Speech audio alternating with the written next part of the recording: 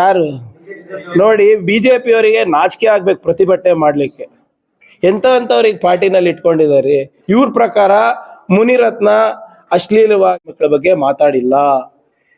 BJP ಅವ್ರ ಪ್ರಕಾರ ಮುನಿರತ್ನ ಅವರು HIV ಪೀಡಿತ ಮಹಿಳೆಯರಿಗೆ ದುರುಪಯೋಗ ಮಾಡ್ಕೊಂಡಿಲ್ಲ. ಬಿಜೆಪಿ ಅವರ ಪ್ರಕಾರ ಯಡಿಯೂರಪ್ಪ ಅವರು ಬಹಳ ಒಳ್ಳೆಯವರು. Is ex minister, is current MLC. It is happened on the floor of the house and is speaking about a lady. ಅಂದ್ರೆ ಅವರು ಇವರು ಸಮಾನವಾಗ ಒಪ್ಕೊಳ್ಳಿ. ಕಂಪೇರ್ ಮಾಡ್ತಾರೆ ಅಂದ್ರೆ ಇವ್ರು ದಿವಾಳಿ ಆಗಿದ್ದಾರೆ. ಇವ್ರು ನೋಡಿ, ಒಂದ್ ನಿಮಿಷ ಸರ್, ಒಂದ್ ಮುಗಿಸ್ತೀನಿ. ಅಂದ್ರೆ ಬಿಜೆಪಿ ಅವರು ಸಮರ್ಥನೆ ಮಾಡ್ಕೊಂತ ಇದ್ದಾರೆ. ಜನ ಇವ್ರು ಕಲ್ತಿರೋದು ಇದೆಲ್ಲ ಮನಸ್ಸಿನಿಂದ ಬರ್ತಾ ಇರೋದು. ಆ ಆಲೋಚನೆ ಏನಿದೆ ಅದು ಮೊನ್ನೆ ಸದನದಲ್ಲಿ CT ರವಿ ಅವರು ಪ್ರದರ್ಶನ ಮಾಡಿದ್ದಾರೆ.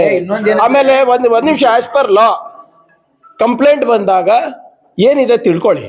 ಆ ಪದ ಏನಿದೆ ಅಲ್ಲ, ಆ ವಾಚ್ಯ ಪದವನ್ನ ಹೆಂಡತಿಗೆ ಹೇಳಿದ್ರು ಕೂಡ, ಅವ್ರ ಹತ್ರ ಸಾಕ್ಷಿ ಇಲ್ಲ ಅಂದ್ರೂ ಕೂಡ you can book a case.